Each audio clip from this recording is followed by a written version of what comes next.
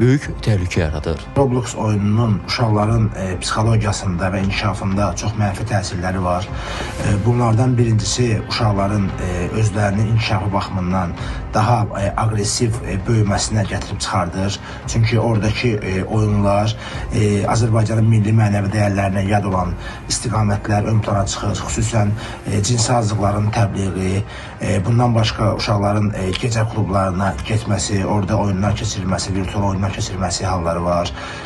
Bundan başqa təhlükəli oyunlar var ki, uşaqlara bəzi tapşırıqlar verilir. Bundan başqa oyunun bir sıra ciddi mənfi cəhətləri də mövcuddur. Roblox platformasında oyunçuların müəyyən üstünlüklər və alətlər əldə etməsi üçün pul xərcləməsi tələb olunur ki, bu da bəzi hallarda uşaqların valideynlərinə məxsus bank kartlarından icazəsiz istifadə etməsinə səbəb olur.